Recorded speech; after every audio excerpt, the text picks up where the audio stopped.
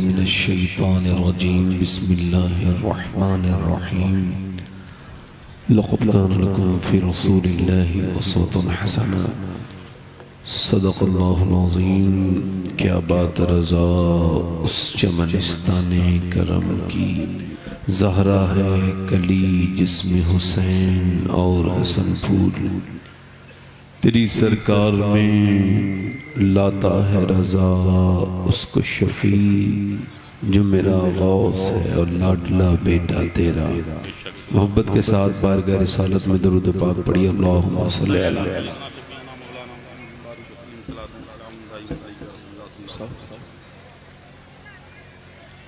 बादम दरूद लायक़े एहतराम वाजिब तकरीम मेंबर शरीफ पर तशरीफ़ फरमा। मेरे मामी की ज़ीनत रौनक मुअज़्ज़ज़ उलमाए अहले सुन्नत, मुअज़्ज़ज़ सामीईन व सामियात, अस्सलामु अलैकुम व रहमतुल्लाहि ताला व बरकातुहू। वालेकुम अस्सलाम व रहमतुल्लाहि व बरकातुहू। ठीक हैं आप लोग? इसका हल्का सा इको कम करें भाई, इको कम करें। इसका ट्रेबल बढ़ाएं, आवाज़ साफ करें। ए भाई इधर कौन आवाज कर रहा है? ए भाई, ए भैया बैठ जाओ। आप मेरे भाई जितने खड़े हैं अगर बुरा ना माने तो आ जाएं, बड़ी मेहरबानी आपकी, बहुत दुआएं आपके लिए। उधर जो खड़े हैं मेरे भाई उधर कोने पर, आप लोगों से कह रहा हूं तो उसका आवाज सही कीजिए भाई।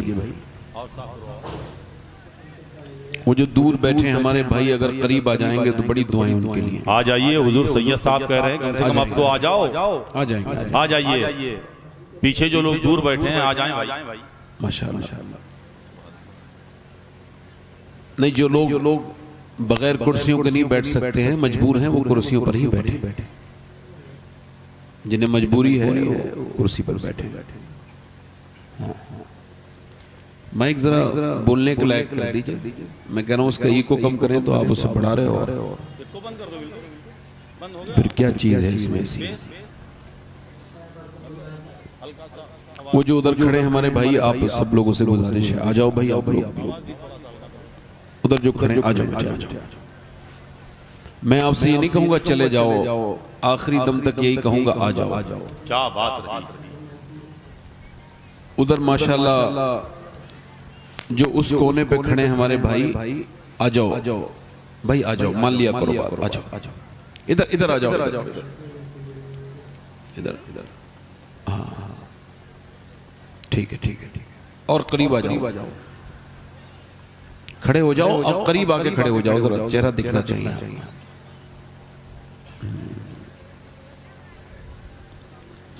वो उधर जो बैठे हैं वो लोग अगर वहीं मुतमईन हैं तो वहीं बैठे रहें, और बाकी अगर आपको लगे कि थोड़ा आगे आना बेहतर है, उधर जो लोग बैठे हैं वो भी आ जाएं।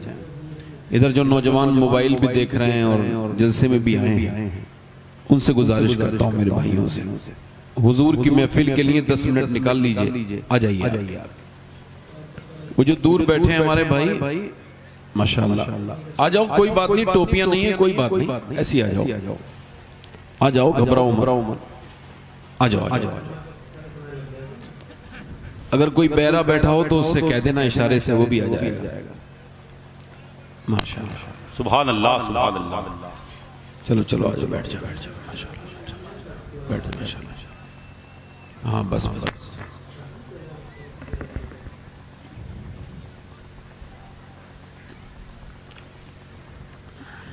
सुभान अल्लाह।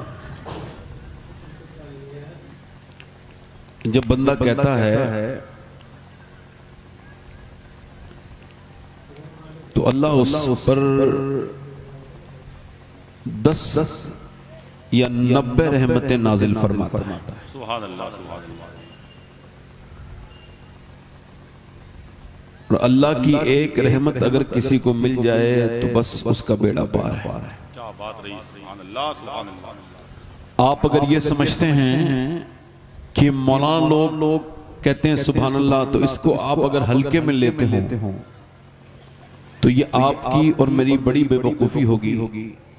क्योंकि हुजूर ने फरमाया ये जबान पर हल्का है मगर मीजान पे भारी हो जाए। यानी जब अमाल तोलेंगे भाई इसका जरा थोड़ा सा आप ट्रेबल बढ़ाएं। माइक आपका बहुत ही अच्छा है, इसको और अच्छा कीजिए, अच्छाई की कोई सीमा नहीं है। हाँ बस ये ठीक है, यहाँ ठीक है, ट्रेबल बढ़ाएं। हाँ बस ठीक। एक बादशाह ने अपने 3 वजीरों से कहा, सुन रहे हैं आप? 3 वजीरों से कहा, मिसाल दे रहा हूं आपसे। ए भाई,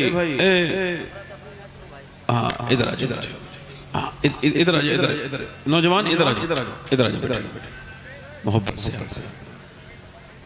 अब ये जो लोग रोड पर अभी टहल रहे हैं, इनको तो ना तो ये पता है ये दुनिया में क्यों आए हैं, और ना इनको ये पता है इस महफिल में क्यों आए। ये जो रोडों पर टहल रहे हैं, इतनी इज्जत से इन लोगों को बुलाया है कि वहां से यहां आ जाओ, मगर ये इज्जत से नहीं आए। अब ये एक थानेदार आएगा ना तो ये लोग भागे भागे चलेंगे उसकी एक बात पर, मगर ये अपने बुजुर्गों के जलसे को खूबसूरत नहीं बना सकते। ये थोड़े से सख्त अल्फाज थे, ये भी जरूरी होते हैं तो कह दिए। तो बादशाह ने अपने वजीरों से कहा कि ये 3 बोरियां दी के जाओ, इसमें फल भर के लेके आओ। तो 3 लोग गए, उसमें से एक जो सबसे अच्छा इंसान था, उसने उसमें अच्छे अच्छे फल तोड़ तोड़ के जमा किए कि भाई बादशाह ने मंगाए हैं। दूसरे ने सोचा कोई बादशाह खाएगा थोड़ी, मंगाए ही तो हैं, कुछ कच्चे कुछ पक्के कुछ सड़े गले रख के चला गया। तीसरा जो सबसे ज्यादा अक्लमंद था, उसने ये कहा कि बादशाह ने देखना थोड़ी है, थोड़े से रोड़े भर लो, थोड़े से पत्थर भर लो। और जब वो तीनों बादशाह के सामने पहुंचे तो बादशाह ने दरोगा जेल को बुलाया और कहा इनको 15 दिन की जेल है तीनों को। अब जो ये लेकर के आए हैं ये वही खाएंगे। अब आप मुझे बताओ इन तीनों में से कौन फायदे में रहा?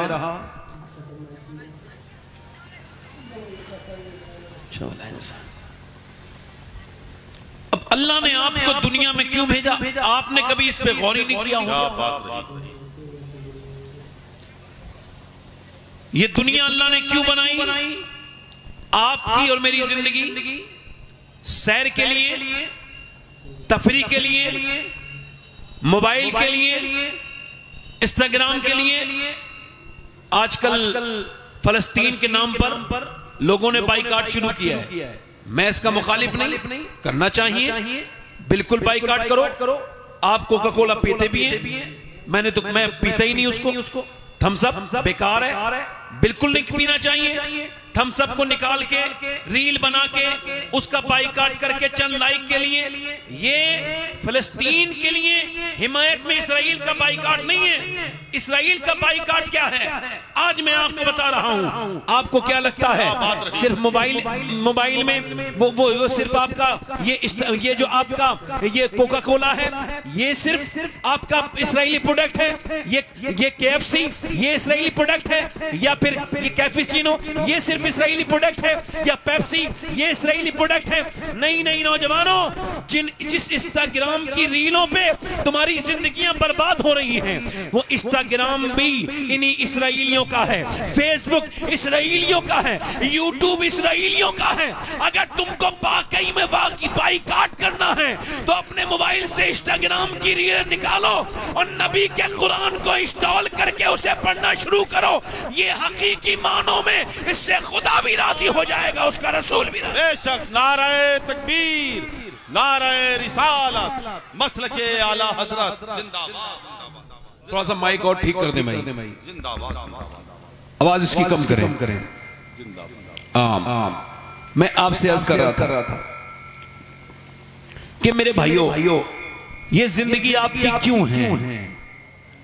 ये अगर ऐसे मैं कहूं कि ये जो तकरीर कर रहा है हो सकता है ये अपनी जिंदगी की आखिरी नसीहत नोट करा रहा हो।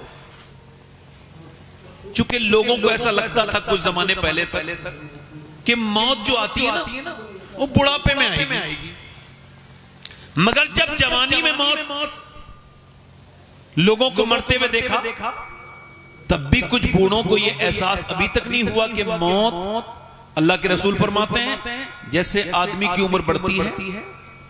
अभी एक साहब ने यह एतराज किया था कि मेरी बारे में कि वो तमहीद उनके पास नहीं है। मैंने कहा हमारे पास वक्त नहीं होता तकरीर का, आप तमहीद की बात कर रहे हैं, क्या बात नहीं।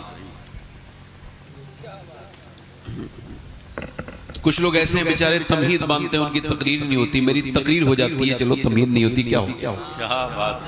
बहुत हमारे मोइन भाई बहुत अच्छे इंसान है माशाल्लाह, बड़े अच्छे नकीब हैं। मैं अपने बात कर रहा हूं, थोड़ा सा इको इसका साफ आवाज साफ करो। ये सारे उलमा तशरीफ रखते हैं। अल्लाह के रसूल ने फरमाया जैसे इंसान की उम्र बढ़ती है उसकी दो ख्वाहिशात जवान होने लगती है, यानी बढ़ने लगती है।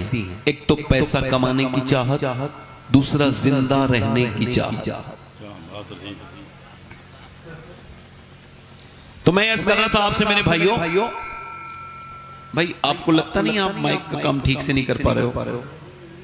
ये आवाज जो सीटी बार बार आ रही, एक जगह सेट कर दो बस, और मेरी आवाज बस ऐसी कर दो माइक में जो इन लोगों को जाती रहे, ताकि कयामत के दिन मैं अपने रब के सामने हाजिर हूं तो इनमें से कोई मेरा दामन पकड़ के ये ना कह दे कि ये आया जरूर था जलसे में, मगर रब इसने वो बातें नहीं कही थी जिससे हमारी जिंदगी बदल ली थी।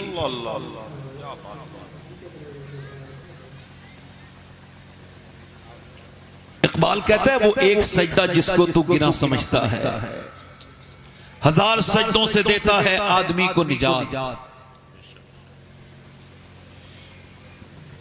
तो मैं ये अर्ज कर रहा था मेरे भाई, लुकमान हकीम ने अपने बेटे को नसीहत की, बड़ी हिकमतों का बाप था वो आदमी। लुकमान ने अपने बेटे से कहा मेरे बेटे तौबा रोज करते रहना, मौत कब आ जाती है अचानक पता नहीं चलता इंसान। यानी आप लोग बड़े आवाज कर रहे हो, जो लोग आवाज कर रहे हैं मेरे भाई उनसे बड़ी हाथ जोड़ के गुजारिश है हुजूर की महफिल खराब ना करें। अच्छा, एक आदमी बरेली में 25वीं शादी की एनिवर्सरी मना रहा है, यानी 25 साल उसकी शादी को हुए हैं। उसका नाम वसीम है और उसने एक हॉल बुक किया है, उसमें उसने खाना वाना खाया है, लोगों को खिलाया है, फिर वो नाच रहा है और नाचते नाचते उसने अपना दिल पकड़ा, गिर गया, दिल का दौरा पड़ के मर गया। अब ये मुसलमान जो मरा है वो नाचते नाचते मरा है, जो जिस हाल में मरेगा उसी हाल में उठाया जाएगा। अब बताओ मेरे भाइयों, तुम किस हाल में मरना चाहते हो? क्या बात रही, जवाब नहीं। जिंदाबाद जिंदाबाद। गाना सुनते सुनते मरना चाहते हो कि कान में लीड लगा के दिल्ली में एक लड़का 22 साल का तेजी के साथ इनफील्ड चला रहा है, बुलेट चला रहा है, उस बुलेट वाले को ये खबर भी नहीं होगी ये आखिरी दिन है जो मेरा निकला हूं, और बुलेट रोकने तक की फुर्सत नहीं दी उसे। दिल के दौड़े ने उसे ऐसा हार्ट अटैक आया कि एकदम उसने गाड़ी रोकने की कोशिश की मगर रोक नहीं पाया। उसको बाइक से नीचे उतारने की लोगों ने कोशिश की मगर इतनी जबरदस्त किस्म से दर्द हुआ कि नीचे गिरा। और 22 साल का नौजवान जिसकी उम्मीदों में ये एक उम्मीद थी कि वो हुजरे उरूसी में दाखिल होगा, हुजरे उरूसी में तो नहीं दाखिल हुआ, वो कब्र की तन्हाइयों में जाकर के गुम हो गया।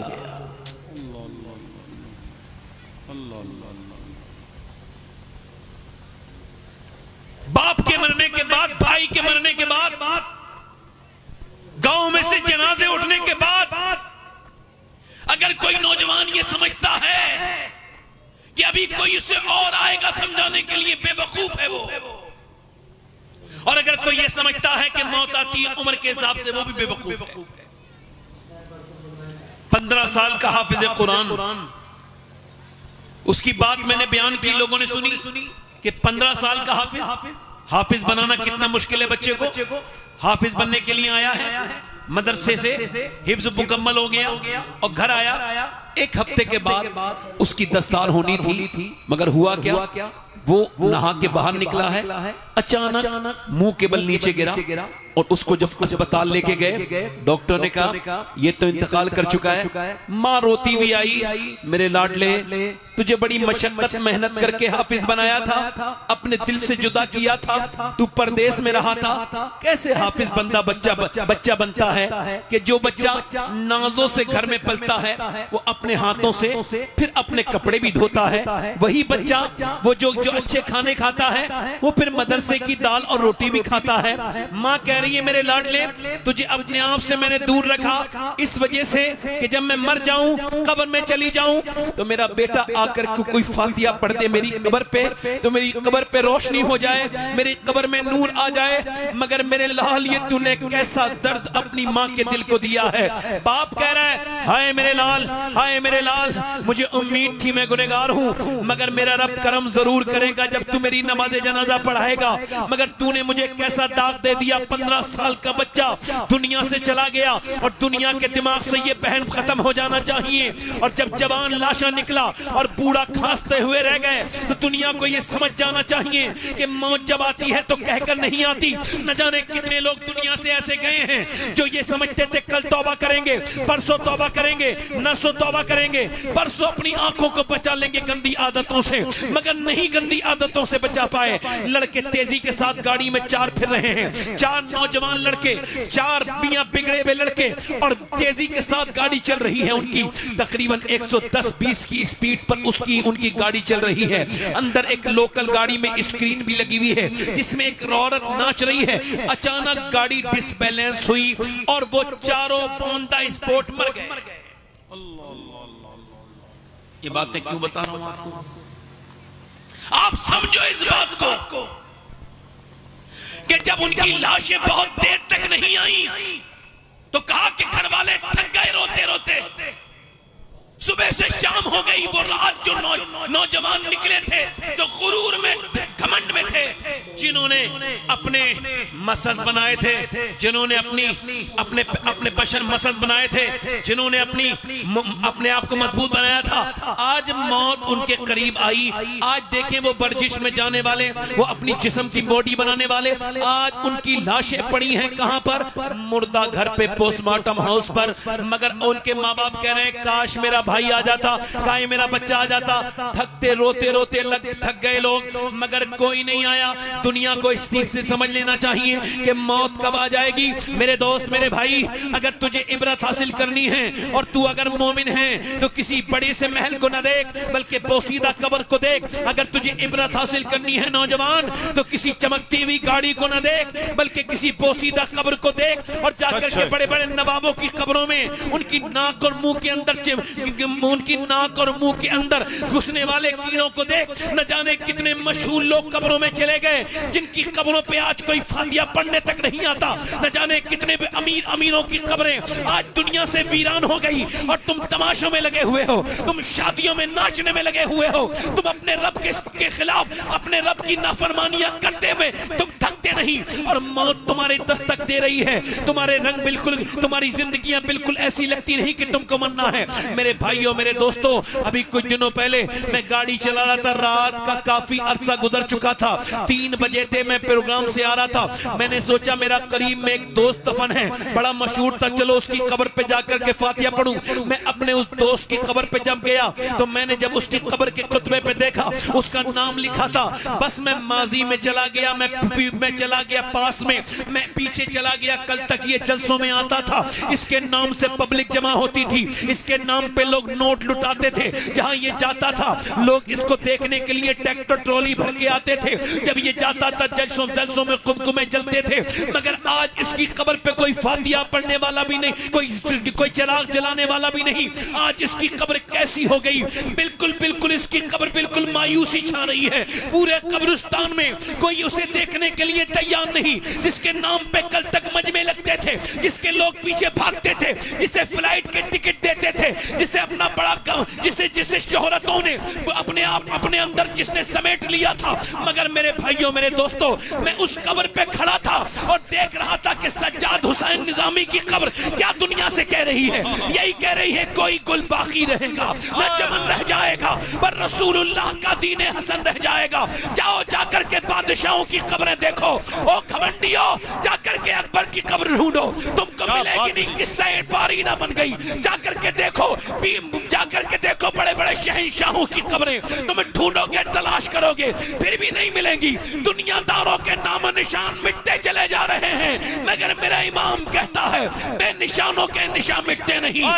होते होते नाम हो ही जाए, मिटते मिटते नाम हो ही जाएगा। वो अमीरों की खबरों के तो निशान नहीं मिलेंगे, मगर जिसने खुदा से दिल लगाया, उसके रसूल पे सब कुछ लुटाया, जाके देख लो पैराइश में उसका मजार अंदर भी चमक रहा है और बाहर भी चमक रहा है। वो कल भी चमक रहा था, वो आज भी चमक रहा है। वो मेरा गाजी कल भी फैजान लुटा रहा था, वो आज भी फैजान लुटा रहा है। बादशाहों की तो कुर्सियां बदल रही हैं, मगर निजामुद्दीन महबूब इलाही की कब्र की रौनकें खत्म नहीं हो। रात को भी मेला लगता है, सुबह को भी मेला लगता है। जाकर के देखो मोइनुद्दीन अजमेरी की कब्र को, बादशाहों की कब्रें नहीं मिलेंगी, मगर उसकी कब्र कल भी हुकूमत कर रही थी, आज भी हुकूमत कर रही है। कोई अब्दुल कादिर जिलानी बन के चमक रहा है, तो कोई मोइनुद्दीन चिश्ती बन के चमक रहा है। कोई गुल बाकी रहेगा, ना चमन रह जाएगा, पर रसूलुल्लाह का दीन हसन रह जाएगा। नारे तकबीर, नारे रिसालत, मसलके आला हजरत ताजदारे मदीना कॉन्फ्रेंस हजरत अल्लामा सैयद शवाहत मियां साहब किबला। अगर माइक ठीक हो जाए तो थोड़ी सी तकरीर कर दूंगा, दिल लगा के बोलो सुभान अल्लाह, सुभान अल्लाह।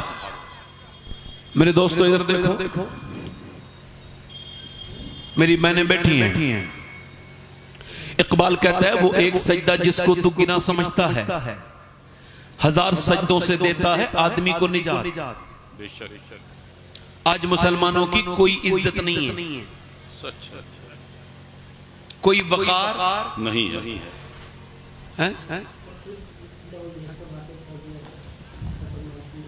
और तारीख इब्ने हिशाम ने लिखा है कि जब हुजूर के वो सियाबी साद अबी वक्कास ने अपनी फौज से कहा कि यहीं पे पड़ाव डालो, लोग थक गए अफ्रीका के जंगलों में, बीच जंगल में जब मुसलमानों के खेमे लगने लगे तो वहां के लोगों ने कहा हुजूर ये क्या कर रहे हैं, यहाँ शेर हैं, यहाँ खतरनाक किस्म के जानवर हैं, सांप बिच्छू हैं, यहाँ पे आपकी फौज को नुकसान पहुंचेगा, यहाँ पे आप अपना खैमा न लगाइए। फरमाने लगे मेरे फौजी थक गए हैं, यहीं पे आराम करेंगे। कहा हुजूर नुकसान पहुंचेगा। आपने फरमाया बिल्कुल नहीं।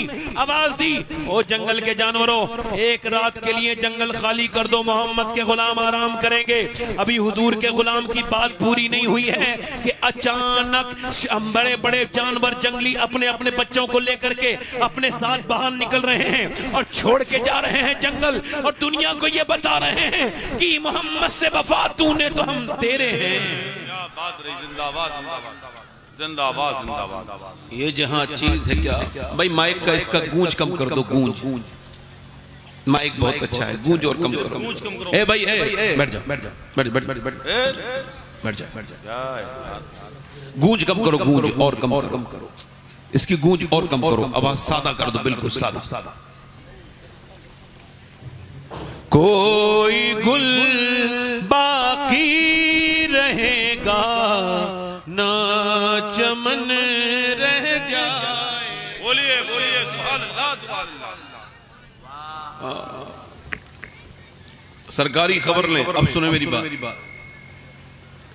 मैंने जो आपके सामने बात कही थी वो आपके सामने करके अपनी इंशाअल्लाह खत्म कर दूंगा। फिर मोहम्मद अली फैजी साहब होंगे और आप होंगे। इतने बड़े लहजे के दरमियान में और पब्लिक के दरमियान में हायल होना बड़े फन का काम है। मगर मैंने भी तकरीबन हिंदुस्तान के सारे शोरा के दरमियान में रख के ऐसे तकरीर की है, मुझे इसका बड़ा तजर्बा है। क्या बात। ये भाई ये कहां से आया है? हटा दो इसको, हटा दो भैया। बस मेरी बात सुनो, इधर देखो भाई, इधर देखो। अब 10 मिनट सुन लो, थोड़ा सा सेट हो गई, आवाज साफ आ रही है आपको? अब सुनो, मैं आपसे ये अर्ज कर रहा था मेरे भाइयों, वो एक सजदा जिसको तू गिरा समझता है, 1000 सजदों से देता है आदमी को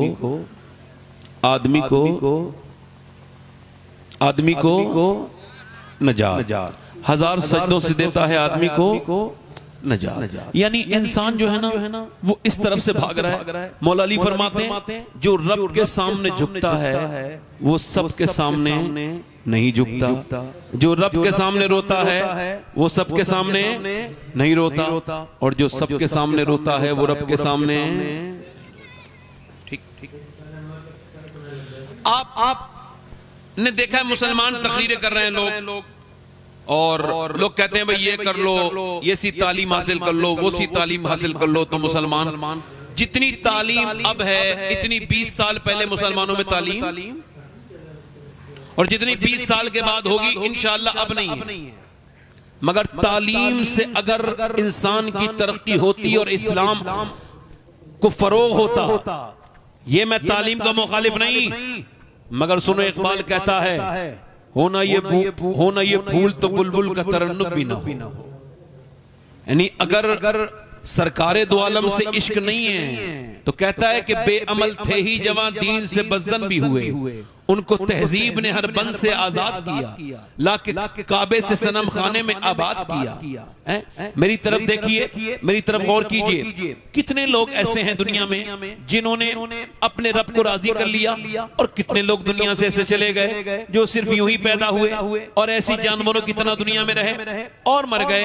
कहा था अकबर इलाहाबादी ने, क्या बताऊं अहबाब क्या कारे नुमाया कर गए, एमए किया, डिग्री ली, नौकरी की, पेंशन ली और मर गए। यही जिंदगी है अगर, तो ये तो जानवरों की भी जिंदगी है। आपने कभी ये समझा नहीं कि तरजीह कहां देनी है, कहां पे आपको झुकना है, किसके सामने रोना है, किसको अपना दुखड़ा सुनाना है, किसको अपना दुखड़ा नहीं सुनाना है। मुसलमानों मेरी तरफ देखो आप और गौर करो मेरी इस बात पर। वो मौलाना रूम कहते हैं एक बादशाह था, वो शिकार का शौकीन था, शिकार करने जाता था, सुबह को भी शाम को भी। शिकारी बहुत जबरदस्त किस्म का था, और शिकारी जब होता है इतना तो वो भूल जाता है शिकार के वक्त कि मुझे जाना किस तरफ है, यानी कहां पे जाना है। बस उसको अपना शिकार दिमाग में रहता है। वो एक हिरन के पीछे भाग रहा था, सारे फौजियों से जुदा हो गया, उसका ऊंट जा करके एक रेत में जाके उसके पांव बंध गए और उसके पांव जाके धंस गए, और उसके घोड़े के काट लिया एक बिच्छू ने।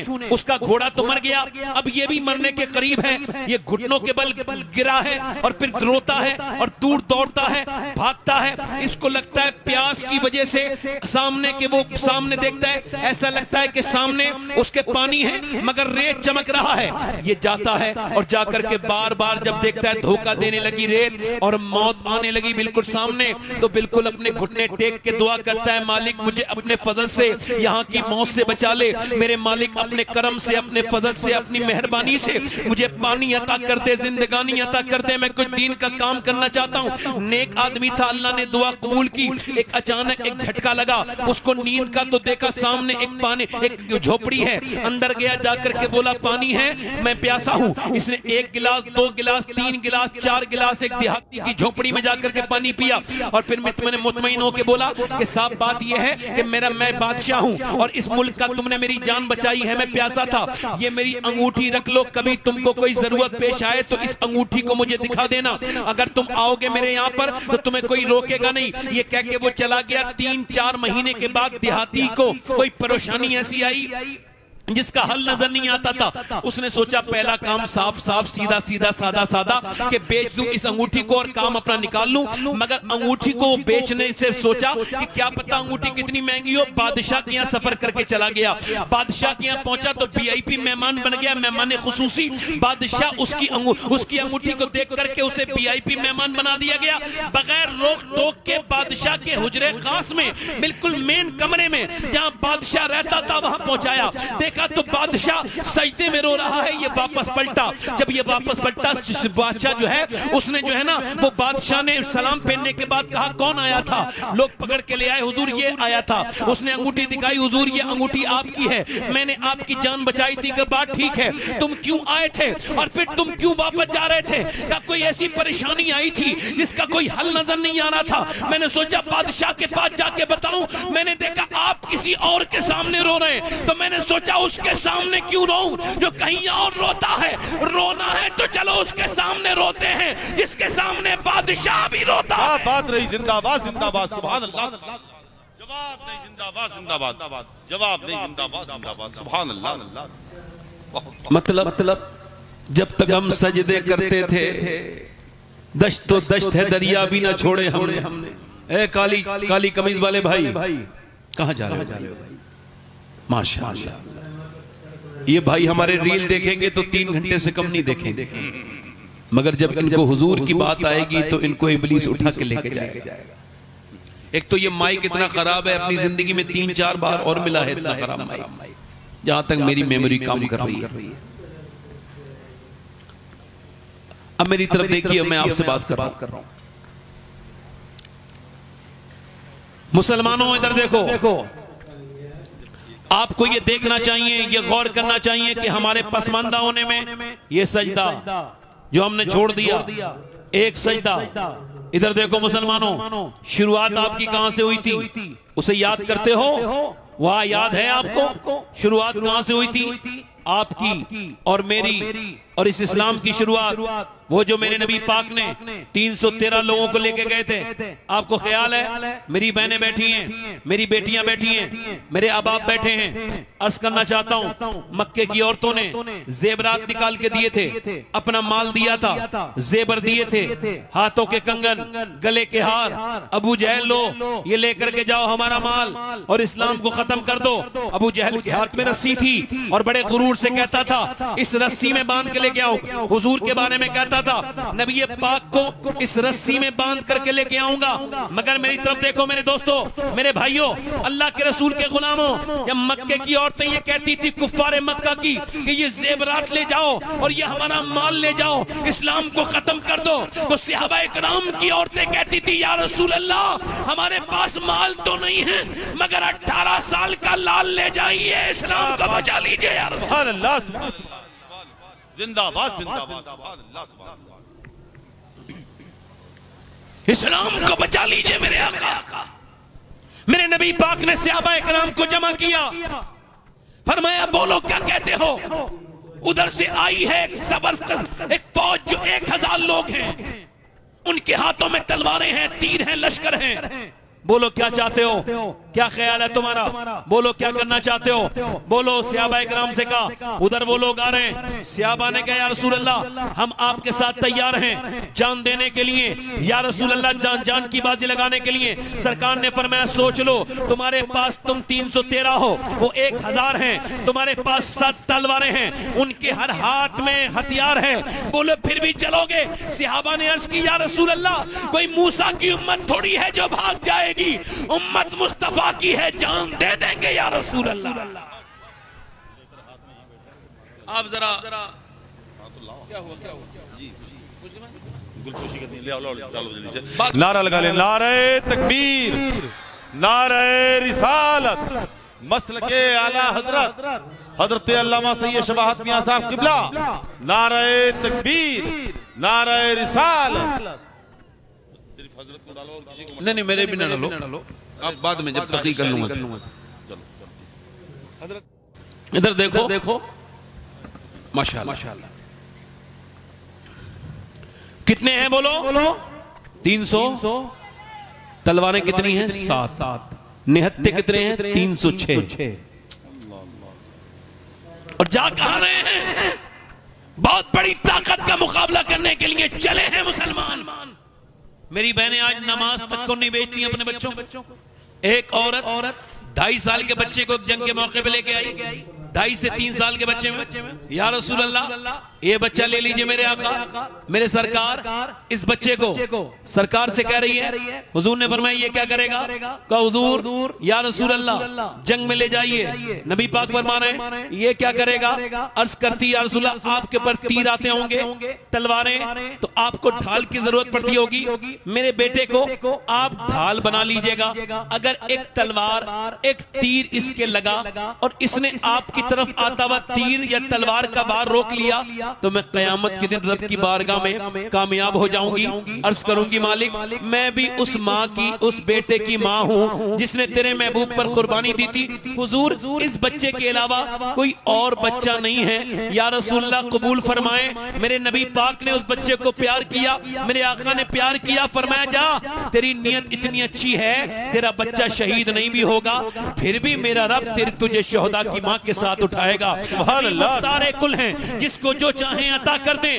313 सहाबाए कराम ये तारीख लिखने के लिए जा रहे हैं। रमजान का महीना है, इन्होंने कोई बड़ी बड़ी खाने नहीं खाए हैं, बल्कि इन्होंने अपने पेटों पर, इनके पेट बिल्कुल पीठ से लगे हुए हैं, इन्होंने खजूर की गुठलियां चूस के रोजे रखे हैं, फिर भी नबी के नसात चल दिए हैं दीवाने।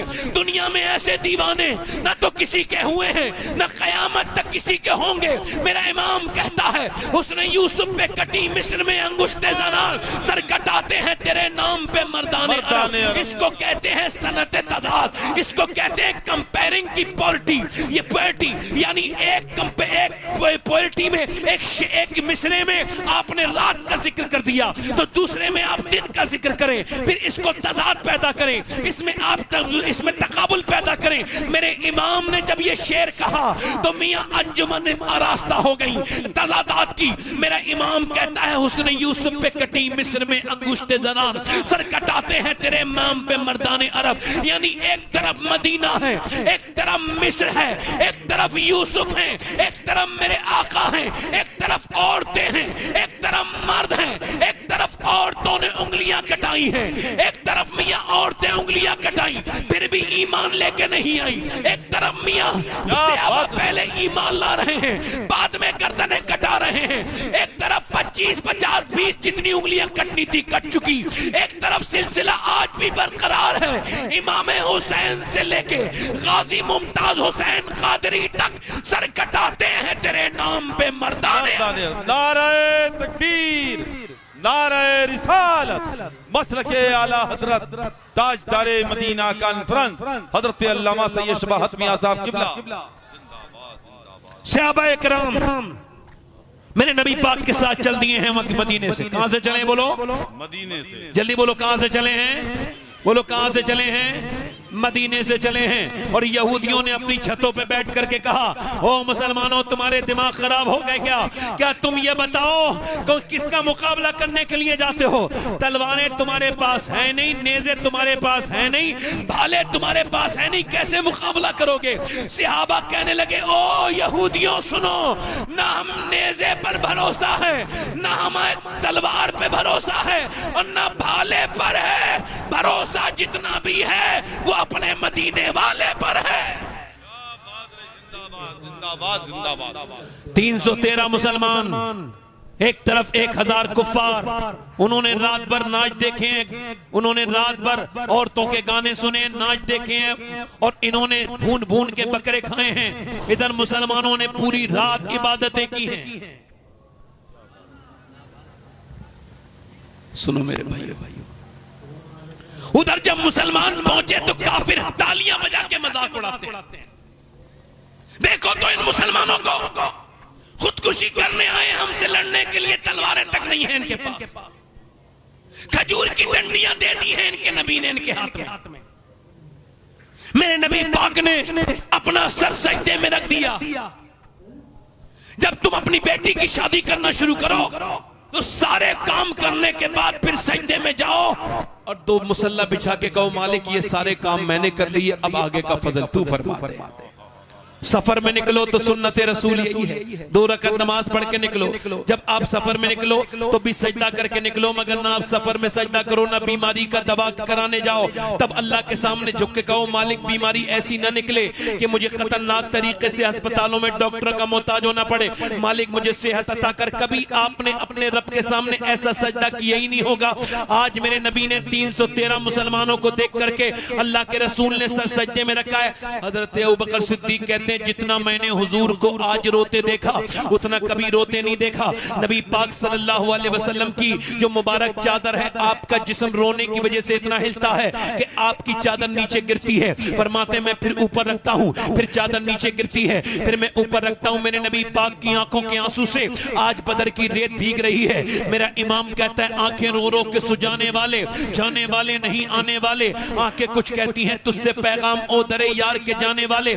आज मेरे नबी ने जो दुआएं मांगी हैं वो जरा थोड़ा सा मफहूम अलग है, आज की दुआएं मांगने का तरीका अलग है। आज अर्ज करते हैं मालिक जो मैंने मक्के में तकलीफें बर्दाश्त की, जो मक्के पर मेरे ऊपर जुल्म ढाए गए, जो मेरी बेटियां भूखी रही, जो शेबे अबी तालिब में मेरी खतीजा भूखी रही, जो मेरे सर पे ऊंट की ओजड़ी रखी गई, जो मेरे सर गर्दन को दबाया गया, जो मैंने मक्का छोड़ा और ताइफ के मैदान में जो मेरे ऊपर जुल्म किया गया, इन सब के बाद मेरे मालिक ये 313 मुसलमान मैंने इकट्ठे किए हैं, ये 313 मेरे आशिक हैं। अगर ये आज शहीद हो गए तो कयामत तक कोई तेरा नाम लेवा नहीं होगा। देख मेरे मालिक ये अबू बकर मेरी पूरी जिंदगी की कमाई है, ये मेरा उमर मेरी पूरी जिंदगी की कमाई है, ये मेरा अली मेरी पूरी जिंदगी की कमाई है, ये मेरा बिलाल मेरी पूरी जिंदगी की कमाई है। ए मेरे मालिक अगर ये आज खत्म हो गए तो कयामत तक तेरा कोई नाम लेवा नहीं होगा।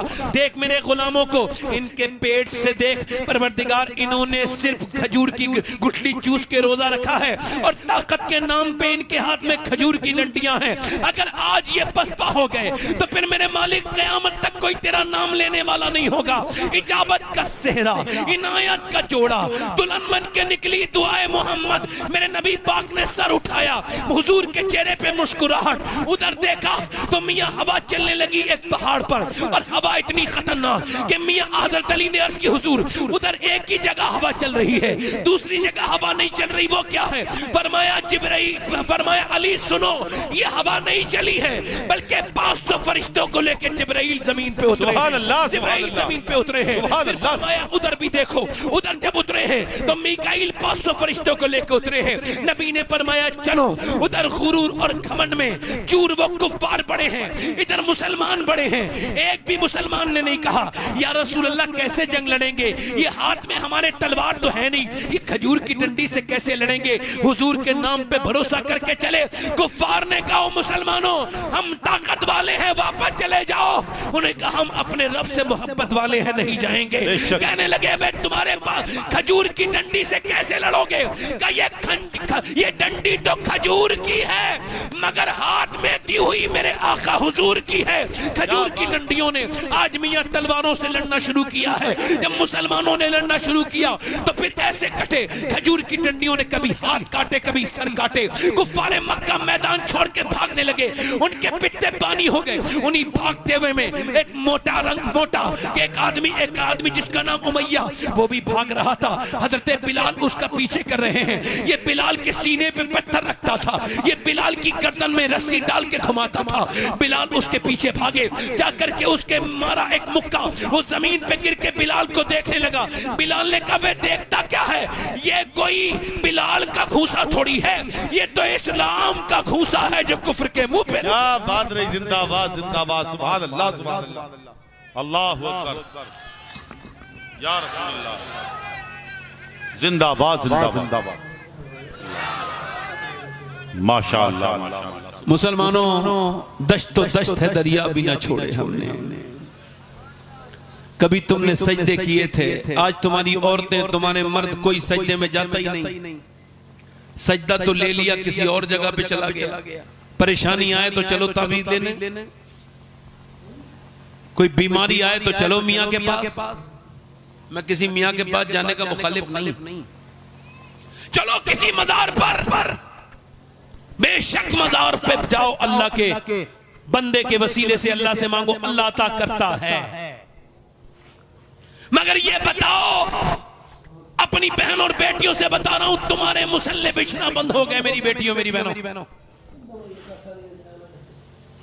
इनसे पूछो कि तुम जो जाती हो इधर उधर, यहां जाओगी वहां जाओगी, इसके पास जाओगी उसके पास जाओगी, अल्लाह के रसूल की बेटी से पूछते हैं, ऐ सैयदा जब आपको कोई हाजत होती थी तो आप कहां जाती थी? मदीने से आवाज आ रही है, नबी की बेटी नहीं कहीं जाती थी, बस अपने घर में मुसल्ला बिछाती थी, अल्लाह जन्नत से खाने भेज दिया करता था। जिंदाबाद जिंदाबाद, सुभान अल्लाह सुभान अल्लाह। आज तो औरतें नमाज नहीं पढ़ती। अच्छा ये बताओ, गैरतमंद माँ होगी तभी तो गैरतमंद बच्चा पैदा होगा। बोलो तो भाई, बोलो तो, थोड़ी देर और सुन लो, 10-5 मिनट बोलो, पैदा होगा बच्चा नहीं पैदा होगा? अच्छा माँ हो फिल्म देखने वाली, ड्रामे देखने वाली, गालियां बकने वाली, तो उसकी बेटी कैसी बनेगी?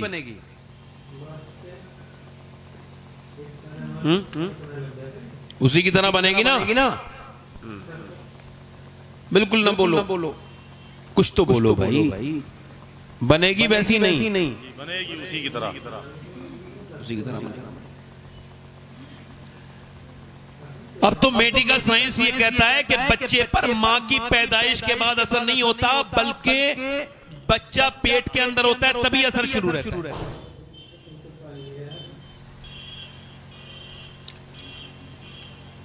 अभी ये रिसर्च हुआ कि बच्चे जो पागल होते हैं मां के पेट से, ये कौन है?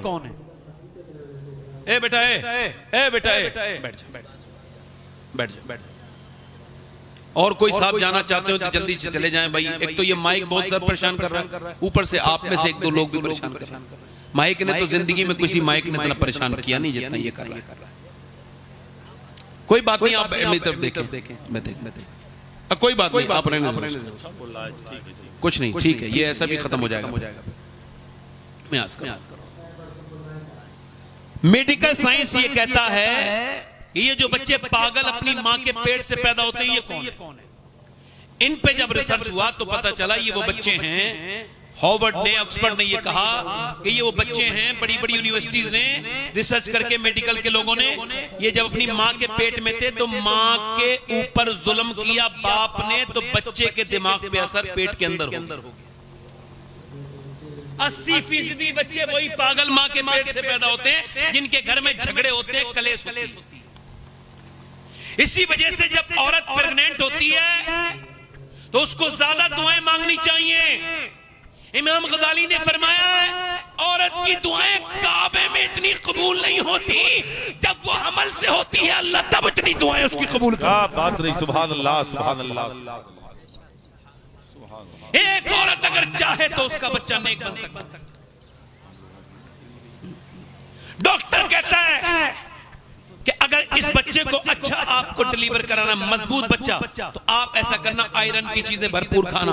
बादाम में आयरन होता है, बादाम खाओ। सेब में आयरन होता है, सेब खाओ। विटामिन सी के लिए नींबू पियो, विटामिन सी के लिए आप अनार, विटामिन सी के लिए आप संतरा खाओ, विटामिन डी के लिए आप अमरूद खाओ, ये खाओ वो खाओ। मुझे बताओ, आप दिल पे हाथ रख के मुसलमानों, कि जब अल्लाह का बनाया हुआ सेब, संतरा, अनार, अमरूद अगर मां खाए तो बच्चे पे असर हो जाए, तो क्या मां अल्लाह का कुरान पढ़ेगी तो बच्चे पे असर नहीं होगा?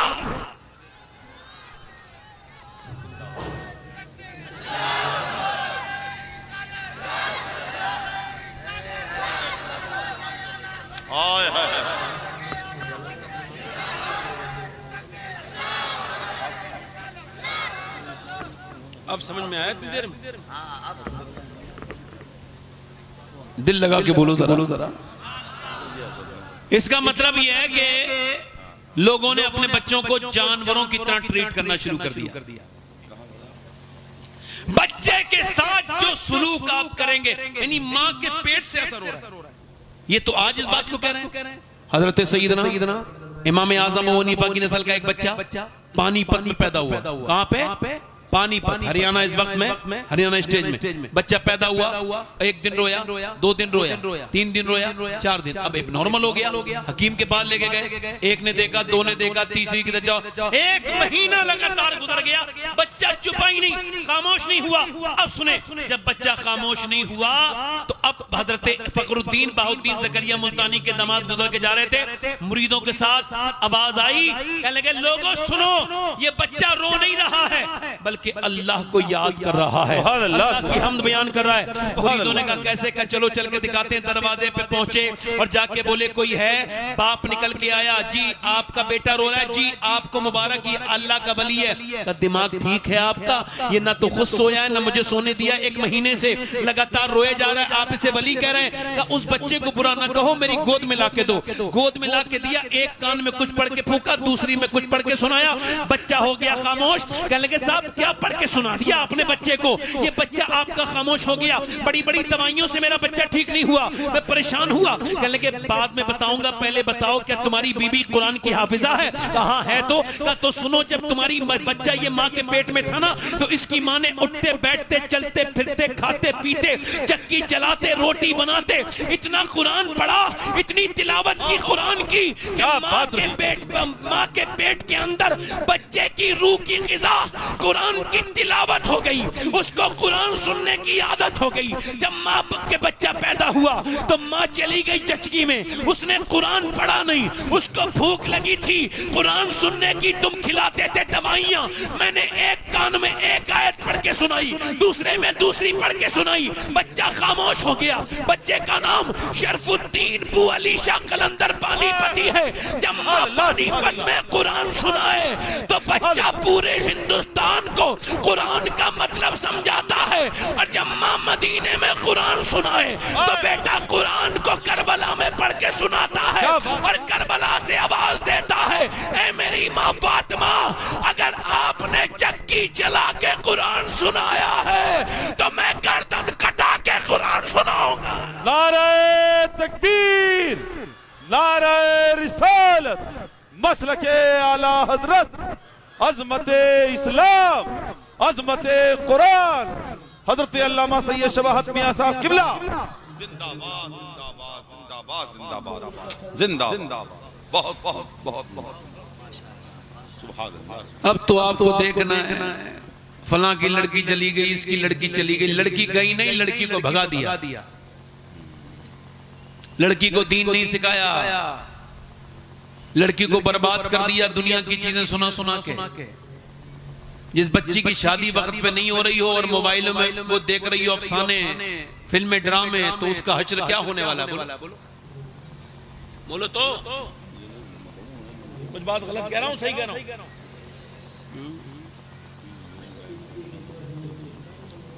जब ना माँ कुरान पढ़े ना बच्चे कुरान पढ़े।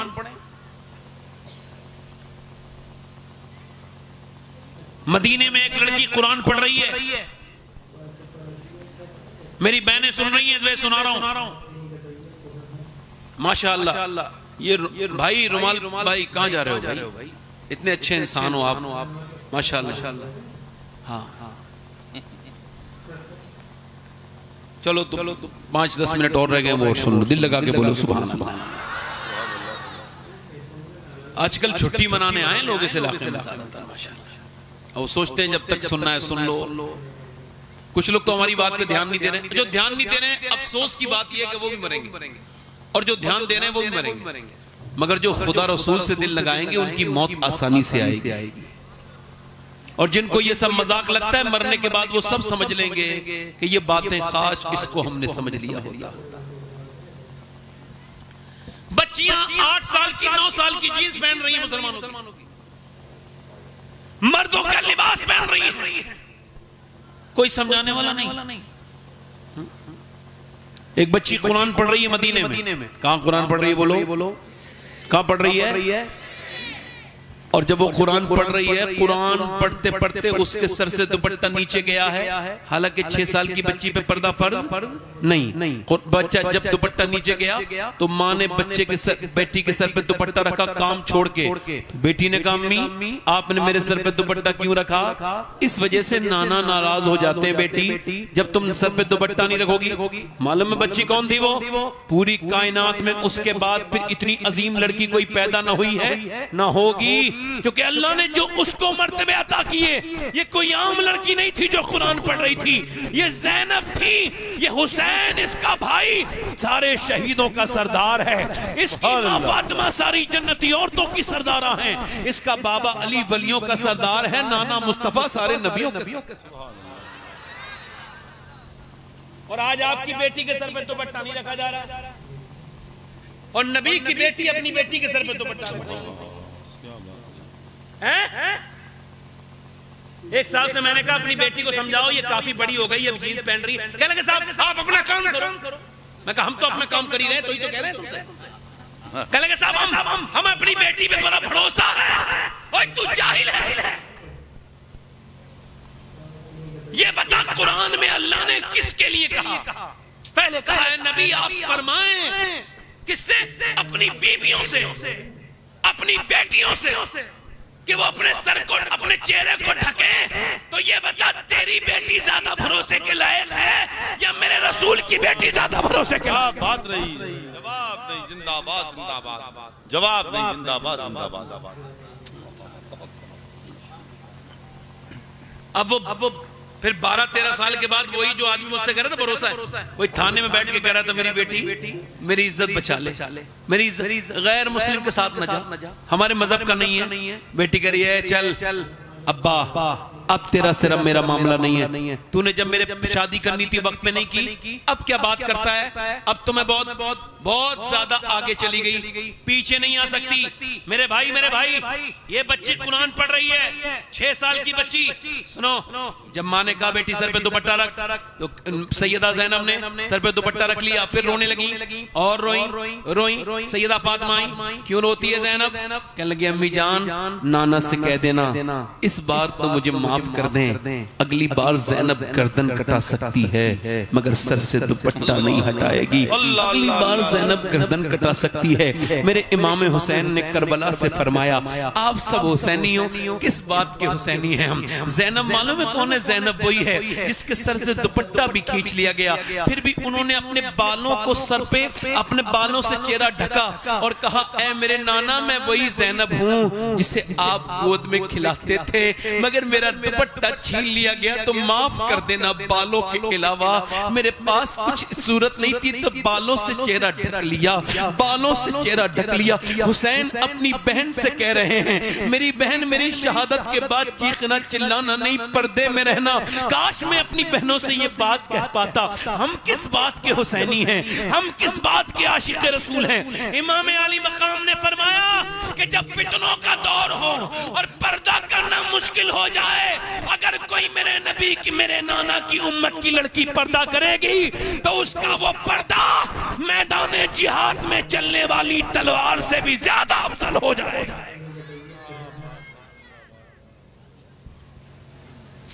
मैदान जिहाद 5-10 मिनट की बात रह गई है बस।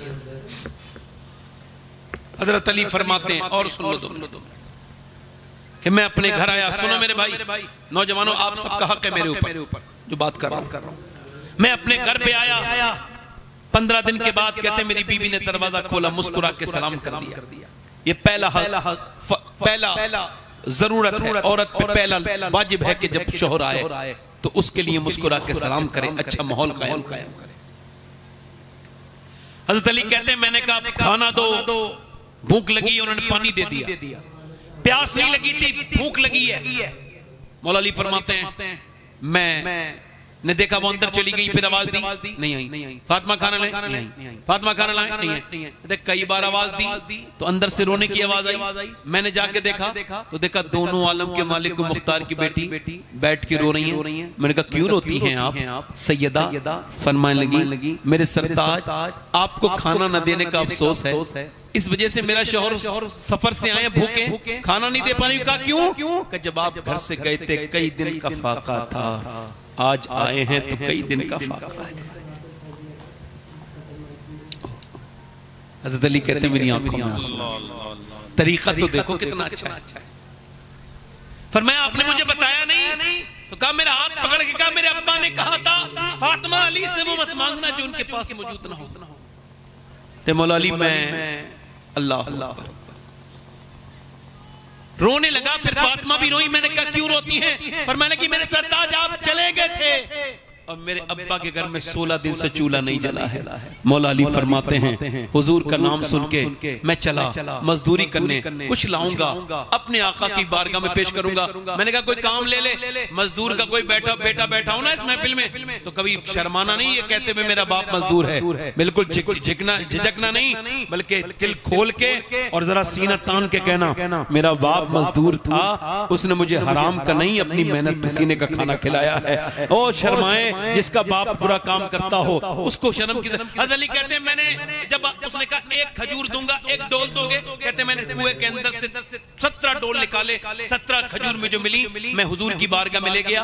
मेरे बच्चे भी भूखे थे, नहीं हुआ ले गया। हुजूर ने मुझे देखा, कहा अली हसन भूखे हैं, हुसैन भूखे हैं और तो आपकी बीबी उनके लिए नहीं लेके गए? मैंने अर्ज किया रसूलल्लाह हुसैन से ज्यादा, हसन से ज्यादा, फातिमा से ज्यादा अली आपसे प्यार करता है। अल्लाहु अकबर, अल्लाहु अकबर। अम्मा आयशा फरमाती हैं हुजूर के पेट से 2 पत्थर बने और सरकार दुआ कर रहे हैं। मालूम है क्या दुआ कर रहे हैं? या अल्लाह मेरी उम्मत कभी भूखी न रहे, मेरी उम्मत कभी भूखी न रहे, यानी आप कभी भूखे न रहे, यानी मैं भी दुआओं में शामिल हूँ हुजूर की और आप भी शामिल हैं। ये अलग बात है कि आपने हुजूर को भुला दिया है, मगर कब्र में जाते ही पहली मुलाकात ही हुजूर से होगी। फिर क्या जवाब? मेरे भाई तौबा कर लो, तौबा। हमने अपने हाथों से अपने रिश्तेदारों को कब्र में उतारा। मैंने अपनी माँ को उतार दिया, अपने बाप को उतार दिया। कितने रिश्तेदारों को मैंने अपने हाथ से कब्र में रख दिया। और फिर मेरे बच्चे भी बड़े हो रहे हैं, वो मुझे कब्र में रखेंगे। आपको इसके बारे में गौर नहीं करते? माँ बाप मर जाते हैं तो लोग कदर करते हैं। मौत आ रही है, तौबा करो नौजवानों। ये बताओ जिन आंखों से तुम गंदी तस्वीरें, फिल्में, ड्रामे देखते हो, क्या उन आंखों से मेरे नबी पाक को कब्र में देखने की हिम्मत रखते हो? बताओ। जिन आंखों से तुमने फेसबुक पे फिल्में देखी, ड्रामे देखे, कोई आ गया तो छुपा लिया और रब ने तो सब देख लिया। अल्लाह तो सब देख रहा है। नौजवानों जब मौत आती है, मैंने कहा ना मेरे इन हाथों ने कितने लोगों को गुस्ल दे दिया, मुझे कुछ याद भी नहीं पड़ता कितने गुस्ल दिए मैंने, मगर 2 नौजवानों का गुस्ल भूल के नहीं भूल पाता। 2 को गुस्ल दे रहा था, एक की उम्र 17 साल, एक की 19 साल, दोनों सगे भाई हैं। बाइक से एक्सीडेंट हो गया, दोनों मर गए, दोनों गुस्ल दे रहा था। अब सुनो, पोस्टमार्टम बड़े सख्ती से होता है। मैं आपसे कह रहा हूं मेरे भाई, बड़ी सख्त पोस्टमार्टम की प्रोसेस है। अपने रब से तौबा किया करो नौजवानों, रोया करो अल्लाह के सामने। आखिरी बात बयान कर रहा हूं। मूसा अलैहिस्सलाम के जमाने में एक औरत एक आदमी के पास आई। आखिरी बात ध्यान से सुनो। उसने कहा मुझे कुछ दे दो अल्लाह के नाम पे, मेरे बच्चे भूखे हैं। उसने कहा भाई मैं तो हर रात एक नई लड़की के साथ जिना करता हूं, तू आजा, मैं रात को आ जाना, मैं तुझे कुछ दे दूंगा। उसने मैं अपना जिस्म बेचने नहीं आई, वापस चली गई। घर गई तो बच्चे रो रहे थे और इतना रोए, माँ कुछ लेके आई, एक बच्चा बेहोश होकर गिर गया। फिर गई, कह लगी जो तुझे करना हो वो कर लेना, रात को आ जाऊंगी, अभी मुझे कुछ दे दे। वो गई और उसको खाना वाना खिला के रात को आ गई। बिस्तर पे लेटी है, अकेली है, कमरा बंद है और वो जिना करने के लिए आगे बढ़ रहा है। वो कांप रही है, दिल उसका धड़क रहा है। उसने जाके उसके हाथ लगाया, जैसी हाथ लगाया वो एकदम रोने लगी, आंखों से आंसू निकले। है रोती क्यों है? पैसे नहीं मिले तुझे? कब पैसा सब कुछ थोड़ी होता है, ईमान भी कुछ होता है। का क्या मतलब? कि जब मैं रात को सजदा करती हूँ ना तब भी अल्लाह देखता है, और जब मैं आज अपना जिस्म बेचने आई हूँ तब भी मुझे मेरा अल्लाह देख रहा है। मैं उससे यही कह रही हूँ, ऐ मेरे मालिक, ऐ मेरे खालिक, मेरी खताओं को माफ करना। आज तेरी बंदी मजबूर है, मेरे बच्चे भूखे हैं। अगर मैं मजबूर माना होती तो कभी ये बुरा काम न करती। मुझे माफ कर देना मेरे मालिक, अपनी खराब बंदी को, इस कमजोर बंदी को माफ कर देना। ये माँ है, माँ के ममता के हाथ मजबूर है। ऐसी रोई, ओ वो बोला जा मैं तुझे अपनी बहन बनाता हूँ, ये पैसे ले। उसका दिल धुल गया, सजदे में गिर गया। नेक आदमी अगर किसी के सामने रो देना तो अल्लाह उसका दिल बदल देता है। एक औरत ने जानी के 3-4 मिनट के अंदर जानी को सजदे में गिरा दिया। सजदे में जाके बोला मालिक मेरे जैसा अगर कोई गुनहगार नहीं तो तेरे जैसा करीम भी कोई नहीं। एक रात आई थी, जिना तक उसने हाथ तक नहीं लगवाया, और मैंने तो कितनी लड़कियों की इज्जतें लूटी हैं। अगर मेरे जैसा गुनहगार कोई नहीं नहीं, तो तेरे जैसा करीम कोई नहीं। ले सो गया, सुबह को दरवाजा खुला, कौन? दरवाजा खोलो, दरवाजा खुला। जैसी दरवाजा खुला, सामने बुजुर्ग खड़े थे, उनका मेरा नाम मूसा है और अल्लाह ने तुझे सलाम भेजा है। वो कह लगे मूसा अल्लाह मुझे सलाम नहीं भेजेगा, मैं तो गुनहगार हूँ, इज्जतें लूटता हूँ। मूसा ने कहा कोई नेकी की है? रात वाली बात बता के रोने लगा, रात रोया हूँ अपने रब के सामने। मूसा ने कहा जब तू रो रहा था ना तो अल्लाह ने मुझे मेरे पास ये पैगाम भेजा कि जा मूसा मेरे बंदे से कहना कि वो जो रो रहा है ना, वो जो रात रो रहा था चुपके चुपके, उसके आंसुओं को उसके रब ने कबूल कर लिया। उसके सामने रो लो, अल्लाह से तौबा करो, अपनी तन्हाइयों को पाक करो। हाथ उठा के बताओ कितने लोग हुजूर के नाम पे जान दे सकते हो? दोनों हाथ नीचे, हाथ। जान देने वाले तो कुछ भी कर सकते हैं ना। अब एक दूसरे की तरफ नहीं देखना, मुस्कुराना नहीं। कितने लोग ऐसे हैं जो हुजूर के नाम पे आज से जान भी दे देंगे और आज से पूरी दाढ़ी भी रखा लेंगे। इस महफिल में खड़े हो जाए, खड़े हो, इधर आ जाओ, बाहर आ जाओ, इधर आ जाओ। सोच लो पहले, पूरी दाढ़ी रखानी है आज से। खड़े रहो, खड़े रहो। सुभान अल्लाह, सुभान अल्लाह। नौजवान जो बच्चा बैठ जाए, बच्चे बैठ जाएं, जिनकी दाढ़ी आ गई है वो आ जाएं। सुभान अल्लाह, सुभान अल्लाह। अच्छा इधर आ जाओ। सुभान अल्लाह, आ गया ये। आओ, 100 शहीदों का सवाब है एक दाढ़ी पर। आओ, सुभान अल्लाह, सुभान हर नबी के दाढ़ी, हर वली के दाढ़ी। सुभान अल्लाह, सुभान अल्लाह। दाढ़ी सुन्नत है मेरे हुजूर की। दाढ़ी मुड़ाना कटाना ये नाजायज है, हराम है। एक मुट्ठी आज से विराट कोहली वाली नहीं, मौला अली वाली दाढ़ी रखानी है इंशाअल्लाह, है ना। ये हो गया, आगे आ जाओ। आज समझ रहे, पूरी एक मुट्ठी रखानी है ना। अच्छी लड़की से शादी करनी अगर है ना तो एक ही तरीका है, शादी से पहले दाढ़ी रखा लो। खराब लड़की से बच जाओगे, क्योंकि बिगड़ी हुई लड़कियां दाढ़ी वाला पसंद नहीं करती, दाढ़ी वाला वही पसंद करती है जिसे मदीने वाला पसंद है। जिंदाबाद, जिंदाबाद। 1 2 3 4 5 6 7 8 9 10 11 और कोई है सुन्नत रसूल वाला? माशाल्लाह। चलो आप वादा करो इंशाल्लाह दाढ़ी रखाओगे पूरी? वादा करते हो? आज के बाद इंशाल्लाह न दाढ़ी कटेगी न मुड़ेगी, इंशाल्लाह पूरी सुन्नत रखाएंगे। या अल्लाह इन्हें इस्तिकामत अता फरमा, मालिक नेक बना इन्हें परवरदिगार। बैठ जाइए, बैठ जाइए, जहाँ खड़े हैं बैठ जाइए, जगह है, बैठ जाइए। हुजूर की आंखों की ठंडक है, नमाज इंशाल्लाह पढ़ेंगे इंशाल्लाह। बोलो कामयाबी कायम है सजदा करने में, कायम है बोलो सजदा करने में। दोनों हाथ उठा के बोलो इंशाल्लाह नमाज पढ़ेंगे इंशाल्लाह। अपनी बहन बेटी को पर्दे के लिए कहेंगे इंशाल्लाह। अल्लाह ताला की बारगाह में दुआ करता हूँ, दौरान तकरीर जो मुझसे गलती अल्लाह माफ करे, मैं तौबा करता हूँ, आप भी तौबा करें। अस्तगफिरुल्लाह रब्बी मिन कुल्लि ज़म्बिन व अतूबु इलैह। पढ़ी ला इलाहा इल्लल्लाह मुहम्मदुर रसूलुल्लाह। मेरी जिंदगी का मकसद तेरे दीन की सरफराजी, मैं इसलिए मुसलमान, मैं इसलिए नमाजी, इस्लाम जिंदाबाद, मसलक आला हज़रत पाइंदाबाद। लक़द कान लकुम फ़ी रसूलिल्लाहि उसवतुन हसना, सदक़ल्लाहुल अज़ीम। अल्लाह ताला इस माइक वाले पे अपनी मेहरबानी फरमाए। अल्लाह ताला करे तो मुस्तकबिल में कभी कोई और तकरीर करने वाला इस माइक से उसका वास्ता ना हो। आमीन। अस्सलामु अलैकुम व रहमतुल्लाहि व बरकातहू।